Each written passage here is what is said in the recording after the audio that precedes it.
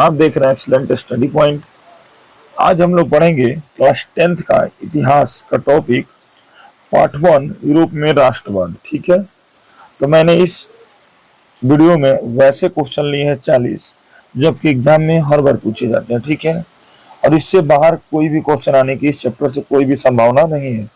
यदि आप इस वीडियो को बहुत अच्छे से देखते हैं, 2-3 बार देख लेते हैं, तो इससे बाहर एक भी क्वेश्चन इस चैप्टर से नहीं आएगा। ठीक है, तो यदि आपको वीडियो पसंद आए तो वीडियो को लाइक करिए, चैनल को सब्सक्राइब करिए और अपने दोस्तों के पास भी शेयर करिए जिससे आपको दोस्तों को मदद मिल सके। ठीक है, तो चलिए वीडियो को शुरू करते हैं। आज पहला है हमारा मेटरनिक ऑस्ट्रिया का क्या था।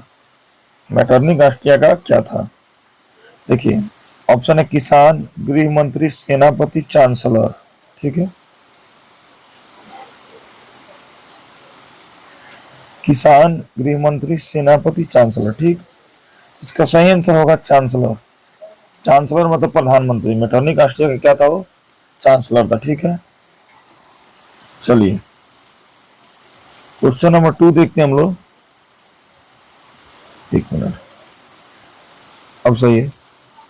ठीक है, दूसरा सवाल हमारे पास, फ्रैंकफर्ट की संधि कब हुई थी? ठीक है, तो फ्रैंकफर्ट की संधि कब हुई थी? ऑप्शन में आपके पास है 1871, 1870, 1866, 1864। इसका सही आंसर होगा 1871। फ्रैंकफर्ट की संधि कब हुई थी? 1871 में हुई थी। ठीक है, चलिए क्वेश्चन नंबर 3 देखते हैं हम लोग। इनमें से कौन क्रांति के पुत्र कहे जाते हैं? ठीक है, option Napoleon, Metternich, Charles x, Louis. ठीक है, तो इसका सही आंसर हो जाएगा नेपोलियन। नेपोलियन को क्रांति का पुत्र कहा जाता है। ठीक है, चलिए क्वेश्चन नंबर 4 की तरफ बढ़ते हम लोग। पोलैंड की क्रांति कब हुई थी? पोलैंड की क्रांति कब हुई? ठीक है, ऑप्शन है 1830, 1831, 1832, 1833। इसका सही आंसर होगा 1833। पोलैंड की क्रांति कब हुई थी? 1830 में हुई थी। ठीक है, क्वेश्चन नंबर 5 की तरफ बढ़ते हम लोग। लेनिन की मृत्यु कब हुई? तो ऑप्शन है आपके पास 1921, 1922, 1923, 1924। इसका सही आंसर हो जाएगा 1924। लेनिन की मृत्यु कब हुई थी? 1924 में हुई थी। ठीक है, चलिए क्वेश्चन नंबर 6 की तरफ बढ़ते हैं हम लोग। क्वेश्चन नंबर 6 है हमारा, जर्मन राइन राज्य का निर्माण किसने किया था? ऑप्शन है लुई 18वीं ने, नेपोलियन बोनापार्ट ने, नेपोलियन तृतीय ने, बिस्मार्क ने। तो इसका सही आंसर हो जाएगा नेपोलियन बोनापार्ट ने। और बहुत मोस्ट इंपोर्टेंट क्वेश्चन है। ठीक है, बहुत मोस्ट इंपोर्टेंट, इसको एकदम याद रखिएगा आप लोग। जर्मन राइन राज्य का निर्माण किसने किया था? तो नेपोलियन बोनापार्ट ने किया था। ठीक है, क्वेश्चन नंबर 7 देखते हैं हम लोग। यूरोप में राष्ट्रवाद की पहली स्पष्ट अभिव्यक्ति कब हुई? ऑप्शन है 1789 फ्रांसीसी क्रांति के साथ, 1830 फ्रांसीसी क्रांति के साथ, 1848 फ्रांसीसी क्रांति के साथ, और चौथा इनमें से कोई नहीं। तो सातवां हो जाएगा 1789 फ्रांसीसी क्रांति के साथ। देखिए, यदि आप ऐसे ही वीडियो देखना चाहते हैं तो मेरे चैनल पर विजिट करिए और हर एक सब्जेक्ट का, उसमें हर एक टॉपिक वाइज, हर एक चैप्टर वाइज ऑब्जेक्टिव का टॉपिक बना हुआ है, जाके देखिए। ठीक है, चलिए, यूरोप का मरीज किसे कहा जाता है? ये भी बहुत मोस्ट इंपोर्टेंट क्वेश्चन है। ठीक है, यूरोप का मरीज किसे कहा जाता है? प्रसा को, ऑस्ट्रिया को, तुर्की को, ब्रिटेन को। इसका सही आंसर हो जाएगा तुर्की को। ठीक है, 8वां का आंसर होगा क्या होगा? तुर्की होगा। यूरोप का मरीज किसे कहा जाता है? तो तुर्की को कहा जाता है। क्वेश्चन नंबर 9 देखते हैं हम लोग। मेटरनिक का पतन किस वर्ष हुआ? ठीक है, मेटरनिक का पतन किस वर्ष हुआ? तो मार्च 1848 ईस्वी में, अप्रैल 1848 ईस्वी में, 1848 ईस्वी में दे दिया है, जून 1848। देखिए, तो इसका सही जो आंसर होगा, देखिए वो था मई, मार्च अप्रैल दिया ना, यहाँ पर मई होना चाहिए। तो मई 1848 ईस्वी में क्या होता? मेटरनिक का पतन हुआ था। ठीक है, थोड़ा मिसप्रिंट हो गया। तो इसका पतन जो हुआ था मेटरनिक का कब हुआ था? मई 1848 1848 में हुआ था। ठीक है, चलिए क्वेश्चन नंबर 10 देखते हैं हम लोग। फ्रांस में किस शासक वर्ष वंश की पुनर्स्थापना वियना कांग्रेस द्वारा की गई थी? ऑप्शन है आर्लिया वंश, बुर्बो वंश, हैप्सबर्ग, जारशाही। तो 10 नंबर क्वेश्चन का आंसर है बुर्बो वंश। ठीक है, फ्रांस में जो वियना कांग्रेस द्वारा फ्रांस में दोबारा जिस शासक को लाया गया था शासन में, वो था बुर्बो वंश। ठीक है, वियना कांग्रेस एक 4-5 देशों का संगठन था जो बुर्बो राजवंश को फिर से फ्रांस में शासक रूप में क्या किया था, स्थापित किया था। 11 नंबर क्वेश्चन, मेजनी का संबंध किस संगठन से था? मेजनी हो गया, मेजनी का संबंध किस संगठन से था? तो ऑप्शन है लाल सेना, चेका, लाल कुर्ती, कार्बोनरी। ये भी बहुत मोस्ट इंपोर्टेंट क्वेश्चन है। ठीक है, बीबीआई। 11 नंबर का आंसर होगा कार्बोनरी। मेजनी का संबंध किस संगठन से था? कार्बोनरी से। अब ठीक है, चलिए 12 नंबर क्वेश्चन देखते हैं।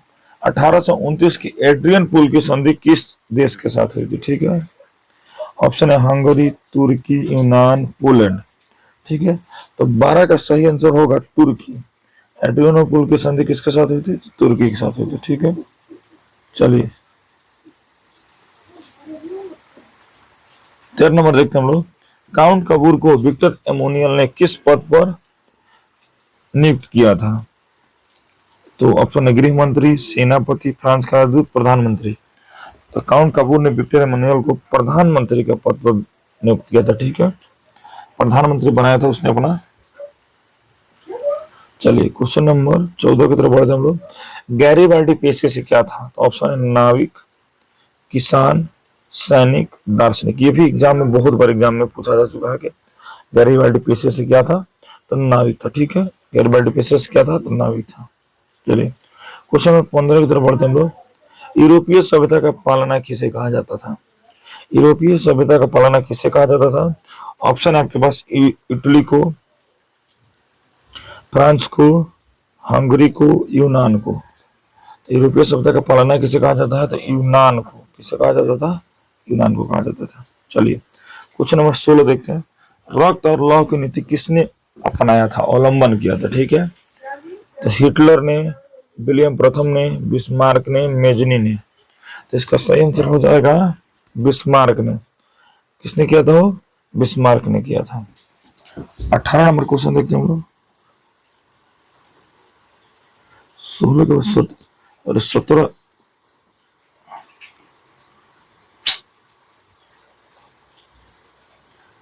मेरे दोस्तों 17 नंबर क्वेश्चन छूट गया है। ठीक है, टाइप करते हुए मिस्टेक हो गया है। चलिए 17 नंबर क्वेश्चन छूटते हैं, 18 पा जाते हैं। ठीक है, ये 17 नंबर क्वेश्चन लेकिन मिस प्रिंट हो गया, 18 हो गया। ठीक है, तो 18 से लेके चलते हैं इसको।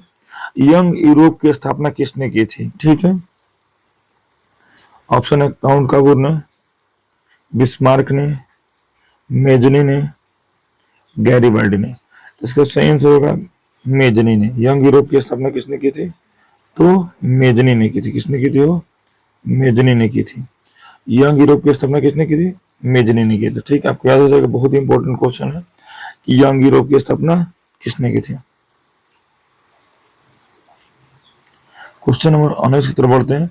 यंग इटली की स्थापना किसने की थी? तो ऑप्शन है गैरीबाल्डी ने, मेजनी ने, बिस्मार्क ने, काउंट कपूर ने। तो यंग इटली की स्थापना भी किसने की थी? मेजनी ने की थी। यंग यूरोप और यंग इटली की स्थापना दोनों किसने की थी? मेजनी ने की थी। ठीक है, चलिए 20 नंबर क्वेश्चन देखते हैं हम लोग। सेडान का युद्ध कब हुआ था? ऑप्शन है 1867 में, 1868 में, 1870 में, 1871 में। ठीक है, तो इसका सही आंसर हो जाएगा 1870। ठीक है, जो सेडान का युद्ध हुआ था कब हुआ था? 1870 में हुआ था। चलिए तो हम अपने क्वेश्चन अगले क्वेश्चन की तरफ बढ़ते हैं हम लोग। क्वेश्चन नंबर 21 देखते हैं। सन 1870 में फ्रांस और प्रुसिया के बीच युद्ध कहाँ हुआ था? ठीक है, 21 नंबर क्वेश्चन हमारा कि 1870 में फ्रांस और प्रुसिया के बीच युद्ध कहाँ हुआ था? ऑप्शन है सेडान, सिडोवा, साइडाइन, फ्रैंकफर्ट में। देखिए इसका सही आंसर होगा सेडान में हुआ था। कहा हुआ था वो? सेडान में। और कभी कभी पूछता है सेडान का युद्ध किसके किसके बीच में हुआ था? तो फ्रांस और प्रसा के बीच में हुआ था। ठीक है, सेडान का युद्ध किसके किसके बीच में हुआ था? तो फ्रांस और प्रसा के बीच में हुआ था। ठीक है, चलिए 22 नंबर क्वेश्चन, वीना सम्मेलन किस वर्ष हुआ? ऑप्शन है 1815, 1820, 1825, 1830। तो वीना सम्मेलन हुआ था 1815 में। ठीक है, चलिए क्वेश्चन नंबर 23 की तरफ बढ़ते हैं हम लोग। वीना किस देश की राजधानी है? ऑप्शन है फ्रांस, इंग्लैंड, ऑस्ट्रिया, रूस। तो इसका सही आंसर हो जाएगा ऑस्ट्रिया। वीना किस देश की राजधानी है? तो ऑस्ट्रिया की राजधानी वीना है। ठीक है, क्वेश्चन नंबर 23 देखते हैं, क्रीमिया का युद्ध किस वर्ष हुआ था? ये भी बहुत मोस्ट इंपोर्टेंट क्वेश्चन है एग्जाम के लिए। ठीक है, ऑप्शन है 1854, 1855, 56, 60। तो इसका सही आंसर होगा 1854। क्रीमिया का युद्ध किस वर्ष हुआ था? तो 1854 में हुआ था। चलिए क्वेश्चन नंबर 24 की तरफ बढ़ते हैं, सॉरी 25 की तरफ बढ़ते हैं। 24 था, 25। ठीक है, राष्ट्रवाद की अवधारणा का जन्म किस घटना से माना जाता है? ठीक है, ऑप्शन है राष्ट्रवाद की, सॉरी क्वेश्चन है कि राष्ट्रवाद की अवधारणा का जन्म किस घटना से माना जाता है? ऑप्शन है पुनर्जागरण से, धर्म सुधार आंदोलन से, गौरवपूर्व क्रांति से, फ्रांस की क्रांति से। ठीक है, तो 25 का जो आंसर होगा वो होगा फ्रांस की क्रांति से। ठीक है, राष्ट्रवाद का जो अवधारणा था बहुत तेज हो गया था इस यहाँ से। ठीक है, फ्रांस की क्रांति से। क्वेश्चन नंबर 26 देखते हम लोग, नेपोलियन संहिता किस वर्ष लागू हुआ? 1789 में, 1791 में, 1801 में, 1804 में। तो इसका सही जो आंसर होगा 1804 में। नेपोलियन संहिता कब लागू हुई थी? तो 1804 में लागू हुआ था। वीना सम्मेलन, सॉरी वियना सम्मेलन का अध्यक्ष कौन था? अभी मैंने जो पीछे बताया था वियना जो 1815 में हुआ था, उसका अध्यक्ष कौन था? ठीक है, तो वियना सम्मेलन का जो अध्यक्ष था वो कौन था? ऑप्शन नेपोलियन बोनापार्ट, लुई 18वां, चार्ल्स अल्बर्ट, मेटरनिक। तो वियना सम्मेलन का जो अध्यक्ष था वो कौन था? मेटरनिक था। ठीक है, कौन था वो? मेटरनिक था। 1815 में हुआ था वियना सम्मेलन। 28 नंबर देखते हैं, मेटरनिक व्यवस्था का उद्देश्य क्या था? ऑप्शन है गणतंत्र की स्थापना करना, प्रजातंत्र की स्थापना करना, पुरातन व्यवस्था की स्थापना करना और नेपोलियन की पुनर्स्थापना करना। ठीक है, इसका सही ऑप्शन है पुरातन व्यवस्था की पुनर्स्थापना करना। ठीक है, 29 नंबर क्वेश्चन देखते हैं हम लोग, काउंट काबूर की मृत्यु कब हुई थी? ऑप्शन है 1800 में, 1862 में, 1864 में, 1866 में। तो इसका सही आंसर हो जाएगा काउंट काबूर की मृत्यु किस वर्ष हुई थी? तो वो हुआ था 1862 में। ठीक है, 30 नंबर क्वेश्चन देखते हैं हम लोग, इटली और जर्मनी के एकीकरण के विरोधी कौन था? ठीक है, तो इटली और जर्मनी का एकीकरण का विरोधी कौन था? इटली और जर्मनी के एकीकरण का विरोध कौन कर रहा था? ठीक है, ऑप्शन है ऑस्ट्रिया, फ्रांस, ब्रिटेन और रूस। इसका सही आंसर हो जाएगा ऑस्ट्रिया। ये इसलिए विरोध कर रहा था कि ऑस्ट्रिया उस समय इन दोनों से मजबूत था और दोनों का एकीकरण हो जाता तो ऑस्ट्रिया से मजबूत हो जाते। ठीक है, इसलिए इसको क्या कर रहा था? विरोध कर रहा था। अगला क्वेश्चन है, जर्मनी का एकीकरण किस वर्ष पूरा हुआ? ऑप्शन है 1866, आपके ऑप्शन है 1866, 1864, 1870, 1871। तो ठीक है, तो जर्मनी का एकीकरण जो हुआ था 1871 में पूरा हुआ था। ठीक है, चलिए लाल कुर्ती का गठन किसने किया था? ऑप्शन है मेजनी, काबूर ने, गैरीबाल्डी ने, बिस्मार्क ने। ठीक है, तो 32 का सही आंसर हो जाएगा गैरीबाल्डी ने। ठीक है, लाल कुर्ती का गठन किसने किया था? तो गैरीबाल्डी ने किया था। एड्रियानोपोल की संधि किस वर्ष हुई थी? ऑप्शन 1829, 1830, 1831, 1832। एड्रियानोपोल की संधि हुई थी 1829 में। ठीक है, चलिए सीडान का युद्ध किनके बीच हुआ था?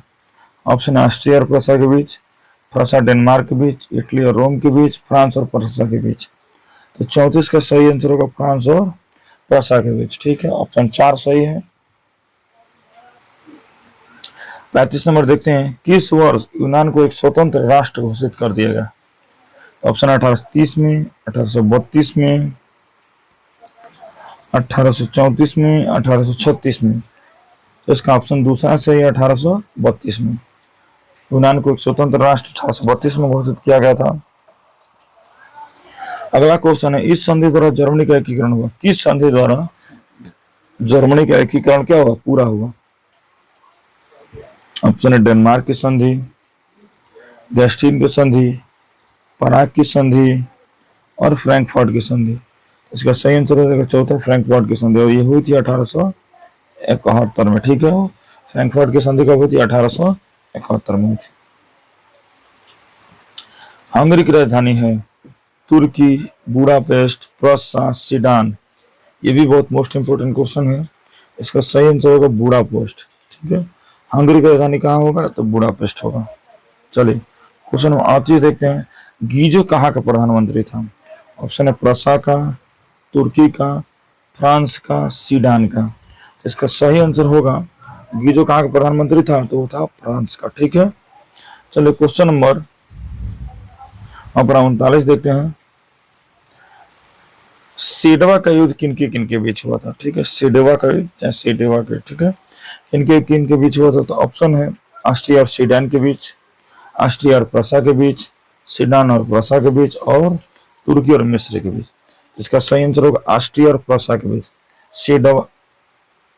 सेडवा का युद्ध। ठीक है, कितने बीच हुआ था? ऑस्ट्रिया और प्रसा के बीच। अंतिम सवाल है आज हमारा, यूरोप का मरीज किसे कहा जाता है? ऑप्शन है प्रसा, ऑस्ट्रिया, तुर्की और ब्रिटेन। बहुत ही मोस्ट इंपोर्टेंट क्वेश्चन। ठीक है, इसका सही आंसर होगा तुर्की। ठीक है, यूरोप का मरीज किसे कहा जाता है? तो तुर्की को कहा जाता है। चलिए मैं 2 क्वेश्चन आपको टेस्ट के लिए देता हूं। आपका ऑप्शन है, सॉरी क्वेश्चन है, क्वेश्चन 29 कि काउंट कपूर की मृत्यु किस वर्ष हुई थी? आपको ऑप्शन में कमेंट करना है कि 1800 में हुई थी, कि 1862 में हुई थी, कि 1864 में हुई थी, कि 1866 में हुई थी। और एक और सवाल मैं आपको दे देता हूँ, फ्रैंकफर्ट की संधि कब हुई थी? ठीक है, वो तो आप दूसरा का क्वेश्चन नंबर दूसरा और 29 का कमेंट करिए। ठीक है, क्या होगा आंसर? ठीक है, चलिए मिलते हैं नेक्स्ट वीडियो में। धन्यवाद।